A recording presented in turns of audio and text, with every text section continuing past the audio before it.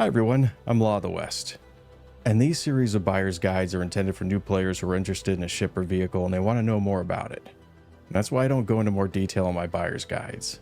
I like to stick to key issues and make these videos as straight and to the point as I can. And if you want more of a deep dive into any of these ships, I have expose videos and my Versus series where I do exactly that.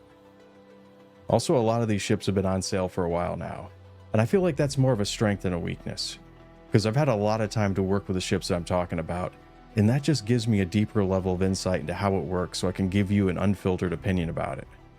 And at the very end of each of these buyer's guides, I'll let you know if there's anything that you should be made aware of before you end up spending your hard-earned money on getting it or wasting the time it's involved in grinding your way to buying it in-game. Because your time is precious. And if there's any information that I can give you to help you to avoid wasting your time or your money in any way, then I think you deserve to know what it is. So with that out of the way, I'm going to be talking about the Syulen. This is one of the higher end starter ships that stands toe-to-toe with the Nomad. The difference between these two is that the Nomad is more utility oriented while the Syulen is more performance driven. And I have a Versus video where I do a lot more of a comprehensive deep dive into both of these ships. The high points when it comes to the Syulen are that it's the most maneuverable starter ship and its speed is only second to the 100i. And it has one of the best default weapon setups for a starter ship. It has 3 levels within it, which is almost bordering on having a Doctor Who TARDIS-like quality for something that's as small as it is. It has every amenity except for a food station, and nearly everything within it is animated, including the entranceway, components, cabinets, weapons rack, elevator, toilet, and flight chair. The downside to it is that it can only carry 6 1 SCU-sized boxes along the outside of the hull.